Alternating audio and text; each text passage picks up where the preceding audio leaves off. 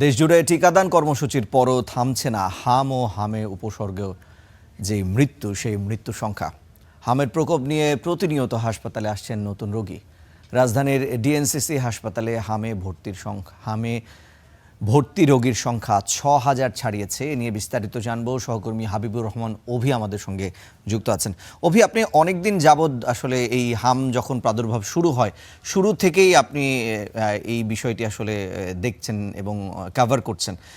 এই যে ৫০০ মৃত্যু ছাড়িয়েছে, এখন কি পরিস্থিতি? সব মিলিয়ে চিকিৎসা ব্যবস্থাপনা আসলে কেমন এই হামকে কেন্দ্র করে? যত দিন গড়াচ্ছে হামের পরিস্থিতি নিয়ন্ত্রণে আসার চেয়ে আমার অবজারভেশন হচ্ছে যে এখনো নিয়ন্ত্রণের বাইরে চলে গেছে।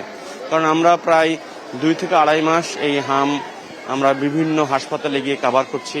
হামে ভর্তি রোগীর সংখ্যা, টিকা কার্যক্রম, এছাড়া অন্যান্য যে বিষয়গুলো সবগুলো কিন্তু আমরা কাভার করছি এবং জনগণকে এই সংবাদগুলো আমরা দেখাচ্ছি। তবে যে বিষয়টি আমাদের মনে হয়েছে যে এই যে হামে আক্রান্ত রোগীর সংখ্যা এটা কিন্তু প্রতিনিয়ত বাড়ছে এবং টিকা কার্যক্রম সরকারের পক্ষ থেকে বলা হলো যে টিকা কার্যক্রম তারা শতভাগ ৬ মাস থেকে ৫ বছর বয়সী সব বাচ্চাকে তার টিকার আওতায় আনবে, আনার পরেই মানে হাম নিয়ন্ত্রণে চলে আসবে। আসলে সেটি আসলে আদতে হচ্ছে না।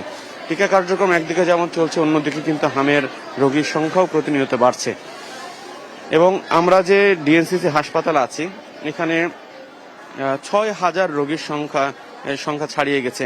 হামে আক্রান্ত রোগীর সংখ্যা বা হামের উপসর্গ নিয়ে যারা ভর্তি হয়েছেন তাদের সেই সংখ্যা। আর আরেকটি যে বিষয়, গেল ২৪ ঘন্টা এখানে ভর্তি হয়েছে প্রায় ১০০-র কাছাকাছি রোগী। আর যে সুখবর যেটি হলো যে ১০০ জন রোগী ভর্তি হলেও ১২৪ জন রোগীকে তারা ছেড়ে দিয়েছেন, অর্থাৎ তারা সুস্থ হয়ে বাড়ি ফিরে গিয়েছে। তো এই বাড়ি ফেরার এই শতকরা হারটাও বেশি, প্রায় ৯০% রোগী এখানে থেকে সুস্থ হয়ে বাড়ি ফিরছেন। এটি হচ্ছে একটা আশার খবর বা সুখবর। কিন্তু অন্যান্য যে হাসপাতালগুলো রয়েছে, রাজধানীর অন্যান্য যে হাসপাতালগুলো রয়েছে, সেখানে কিন্তু প্রতিনিয়ত রোগীর সংখ্যা বাড়ছে।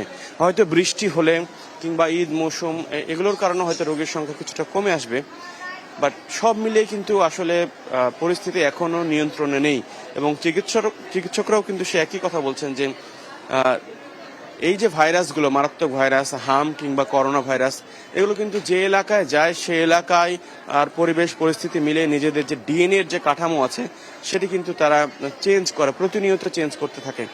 তো এটার সঙ্গে যে টিকা দেওয়া হচ্ছে সেটি কতটা কার্যকর, এটা নিয়েও কিন্তু অনেকের এখন প্রশ্ন তৈরি হচ্ছে যে এই টিকা কতটা কার্যকর। টিকা দিলে যদিও রোগ প্রতিরোধ ক্ষমতা তৈরি হচ্ছে, কিন্তু হাম থেকে পুরোপুরি মুক্তি যে সম্ভব হচ্ছে না, এটা কিন্তু চিকিৎসকরা এখনো বলছেন। আর আমরা যে রাজধানীর বিভিন্ন হাসপাতাল ঘুরছি, নতুন করে যে বিষয়টি সামনে আসছে যে হাসপাতাল থেকেই কিন্তু অনেকে হামে আক্রান্ত হচ্ছেন। দেখা যাচ্ছে যে ভর্তি হয়েছে নিউমোনিয়া নিয়ে বা প্রচন্ড জ্বর নিয়ে, হাসপাতালে ২ দিন থাকার পর তারা হামে আক্রান্ত হচ্ছে। অর্থাৎ দেখা যাচ্ছে যে পাশাপাশি বেড হওয়ার কারণে বা পাশাপাশি থাকার কারণে এক বাচ্চার ভাইরাস আর এক বাচ্চায় ছড়িয়ে পড়ছে। তো হামের পরিস্থিতি আসলে দিনকে দিন জটিল হচ্ছে। এটি কোন দিকে গড়ায় এটি এখনই বলা মুশকিল। দর্শক, আমরা হাম পরিস্থিতি সম্পর্কে জানছিলাম। স্বাস্থ্য অধিদপ্তর এবং স্বাস্থ্য মন্ত্রণালয় কিন্তু বলেছে এই ঈদকে সামনে রেখে শিশুদেরকে জনসমাগম যেখানে হয় সেখান থেকে কিন্তু নিরাপদে রাখতে এবং ঝুঁকিমুক্ত রাখতে।